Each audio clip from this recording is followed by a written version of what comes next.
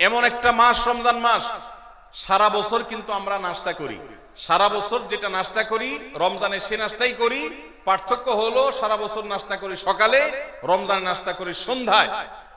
মানুষ দীর্ঘ সময় না খেয়ে থাকার পরে যে খাবার খায় সেটাকেই ব্রেকফাস্ট বলে, সেটাকেই নাস্তা বলে। আরবিতে যে ইফতার বলা হয়, এই ইফতার শব্দের অর্থ কিন্তু নাস্তা। ইফতার শব্দের অর্থ কি? নাস্তা। সারা বছর নাস্তা খেলে কোনো সওয়াব হবে, কিন্তু রমজান মাসে আপনি যদি সারাদিন উপবাস থাকার পর সন্ধ্যায় ব্রেকফাস্ট করেন অর্থাৎ ইফতার করেন, তাহলে আল্লাহ তাআলা আপনাকে সুন্নাত পালন করার সওয়াব দিবেন। এই জন্য ভাই ইফতার করা একটা সুন্নাত। 7 নম্বর, ইফতার আবার তাড়াতাড়ি করা আরেকটা সুন্নাত। এটা 7 নম্বর আমল, ইফতারটা একটু তাড়াতাড়ি করা। তাড়াতাড়ি করা মানে কি? সূর্য ডুবার 2-4 মিনিট আগে। কি বলেন? তাহলে তাড়াতাড়ি কেমনে হলো? তাড়াতাড়ি মানে হলো সূর্য ডুবার সাথে সাথে করা, বিলম্ব বা দেরি না করা। নবী করিম সাল্লাল্লাহু আলাইহি ওয়াসাল্লামের এই হাদিস আবারও আমরা স্মরণ করি। তিনি বলেছেন, লা ইয়াজালুন নাসু বিখাইরিন মা আজ্জালুল ফুতুর ওয়া আখারুস সুহুর। এই মানুষ, এই উম্মত ততদিন কল্যাণের উপরে প্রতিষ্ঠিত থাকবে যতদিন তারা ইফতার তাড়াতাড়ি করবে আর সাহরি দেরিতে করবে। ইফতার তাড়াতাড়ি করা এর মানে হলো সূর্য ডুবছে আর দেরি করবেন না। শিয়ারা এবং ইহুদিরা, তাদের মধ্যে রোজা আছে, ফাস্টিং আছে, তারা সেই রোজায় ইফতার করে হলো চতুর্দিক অন্ধকার হয়ে যাওয়ার পর, সূর্য ডুবার পর পর ইফতার করে না। তো এই জন্য নবী সাল্লাল্লাহু আলাইহি সাল্লামের আদর্শ হলো তার বিপরীত, অর্থাৎ সূর্য ডুবার পর পর ইফতার করে ফেলা, অতিরিক্ত বিলম্ব না করা। আল্লাহ আমাদেরকে আমলের তৌফিক দান করুন। 8 নম্বর আমল হলো ইফতারের দোয়া পড়া। ইফতারের দোয়া জানা আছে ভাই? কি দোয়া? আমরা একটা দোয়া কমন জানি বাংলাদেশে মানুষ, সেটা হলো আল্লাহুম্মা লাকা সুমতু আলা রিজকিকা আফতারতু। এটাও হাদিসে বর্ণিত হয়েছে, কিন্তু হাদিসের সনদ নিয়ে অনেকে কোনটা নিয়ে আলাপ তুলেছেন, প্রশ্ন তুলেছেন। আল্লাহুম্মা লাকা সুমতু মানে হলো, হে আল্লাহ আপনার উদ্দেশ্যে রোজা রেখেছি, ওয়া আলা রিজকিকা আফতারতু, এবং আপনার দেওয়া রিজিক দিয়ে ইফতার করেছি। আর ইফতারের আরেকটা দোয়া হলো যাহাবাজ জামা ওয়াবতাল্লাতিল উরুক ওয়া সাবাতাল আজরু ইনশাআল্লাহ। এটা একটা দোয়া। যদি এগুলো দোয়ামূলক নয়, আমরা দোয়া বলছি, এটা মূলত আল্লাহর কাছ থেকে একটা প্রত্যাশা। এর অর্থ হলো যাহাবাজ জামা, আমার পিপাসা দূর হয়ে গেছে, ওয়াবতাল্লাতিল উরুক, আমার শিরা উপশিরাগুলো সব সিক্ত হয়ে গেছে, ওয়া সাবাতাল আজরু ইনশাআল্লাহ, এবং আল্লাহ চাহেন তো এই রোজার বিনিময় আমার সাব্যস্ত হয়ে গেছে আল্লাহর কাছে, এটা স্থির হয়ে গেছে। এটা হলো ইফতারের দোয়া। ইফতারের দোয়াটা কি ইফতারের আগে করব না পরে করব? ইফতারের দোয়াটা যারা ইফতারের আগে করার পক্ষে তারা হাত তোলেন। অল্প সংখ্যক মানুষ, আর বাকিরা সবাই কি পরের পক্ষে না মাঝখানের পক্ষেও আছেন লোক?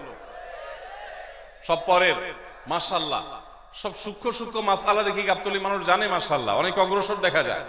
আল্লাহ আমাদের সবাইকে দ্বীনের জন্য কবুল এবং মঞ্জুর করুন। মাশাআল্লাহ। ভাইরা আমার, ইফতারের দোয়াটা ইফতারের পরে করতে হয়, যেটা বেশিরভাগ মানুষ জানে না, কিন্তু আমি অবাক হলাম যে এখানে বেশিরভাগ মানুষ আপনারা জানেন। মাশাআল্লাহ, নলেজেবল মানুষ, বোঝা গেছে।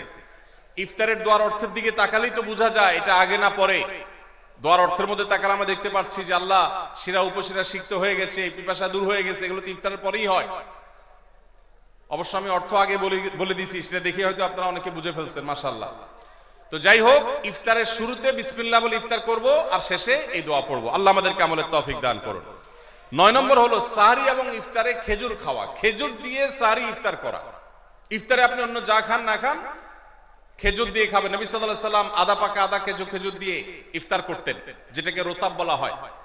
আর যদি সেটা না পাওয়া যেত, সাধারণ যে কোনো খেজুর, সেটাও না পাওয়া গেলে একটু পানি খেয়ে তারপর তিনি ইফতার করতেন।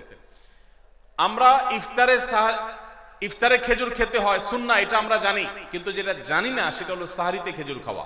ভোর রাতে সাহরিতে খেজুর খাওয়া সুন্নত, এটা আগে কে কে জানতেন? হাত তোলেন। আগে জানতেন? মাশাআল্লাহ, হাত নামান। গত বছর রমজানে সাহরিতে ভাত তরকারি যাই খাইছেন না খাইছেন, একটা হলো খেজুর খাইছেন, কারা কারা হাত তোলেন? মাশাআল্লাহ, এদিকে সব আমল করা মানুষ। মাশাআল্লাহ, তাহলে তার ওয়াজ টোয়াজের কোনো দরকার নাই। এত নলেজেবল মানুষ, এত আমলদার মানুষ যদি এলাকায় থাকে, তাহলে ওয়াজের দরকারটা কি? আল্লাহ আমাদের সবাইকে আমলের তৌফিক দান করুন।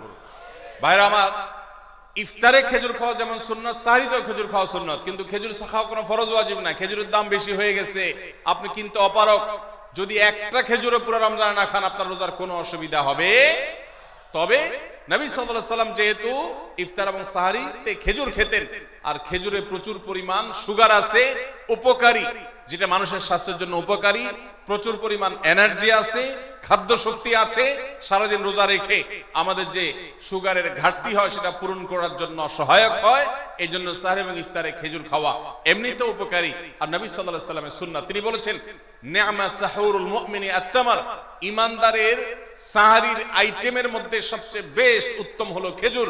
এজন্য অন্য যাই খান না খান একটু হলো, এক পিস হলো খেজুর খাবেন, ইনশাআল্লাহ সুন্নাত আদায় করার নিয়তে খেলে এই খেজুর সুন্নাতটা আদায় হয়ে যাবে, আল্লাহ তাআলা তা চাহেন। তো তাহলে 9 নম্বর আমল পেলাম হলো সাহরি এবং ইফতারিতে খেজুর খাওয়া। 10 নম্বর আমল হলো সকল প্রকার পাপাচার বর্জন করা, গুনাহের কাজ থেকে বিরত থাকা। এইটা হলো রমজান মাসের দ্বিতীয় সর্বোচ্চ গুরুত্বপূর্ণ আমল। সিরিয়ালে আমরা 10 নম্বরে বলেছি, কিন্তু 27টা রমজানের স্পেশাল আমলের মধ্যে সবচেয়ে গুরুত্বপূর্ণ আমল হলো রোজা রাখা, আর দ্বিতীয় সর্বোচ্চ গুরুত্বপূর্ণ আমল হলো সব ধরনের পাপাচার বর্জন করা, গুনাহের কাজ ত্যাগ করা। যদি কেউ রমজানে রোজা রাখে আবার চোখ দিয়ে হারাম জিনিস মোবাইলে দেখে, স্ক্রিনে দেখে, পত্রিকার পাতায় দেখে, অফলাইনে দেখে, পর্নোর দিকে তাকায় থাকে, সে যদি কান দিয়ে হারাম জিনিস শুনে, গান বাদ্য, এই সমস্ত কিছু সে যদি উপভোগ করে, তাহলে তার এই রোজা আর উপোস থাকার মধ্যে কোনো পার্থক্য। মনে রাখবেন, রোজা শুধু পেটের হয় না, রোজা চোখের হয়, রোজা কানের হয়, রোজা হাতের হয়, রোজা মুখের হয়, রোজা শরীরের প্রত্যেকটা অঙ্গ প্রত্যঙ্গের হয়। একজন মানুষ যখন তার পুরো শরীরের রোজা করে, সে যখন সকল অঙ্গ প্রত্যঙ্গ দিয়ে আল্লাহর আনুগত্য করে, আল্লাহর নাফরমানি থেকে বেরিয়ে আসে, তখন সে সত্যিকারের রোজাদার হয়। আর যে শুধুমাত্র দিনের বেলায় পানাহার বর্জন করে, যৌনাচার বর্জন করে, আর সমস্ত পাপাচার অপকর্ম সে যথারীতি অন্য সময়ের মতো রমজান মাসেও করে, এই রোজাদার পেটের রোজা রেখেছে কিন্তু তার শরীরের অন্য অন্য অঙ্গ প্রত্যঙ্গগুলো আল্লাহর কথা শুনে নাই, সো সেগুলো কিন্তু রোজা রাখে নাই। এই রোজা আল্লাহর কাছে মাকবুল এবং গ্রহণযোগ্য রোজা হতে পারে না।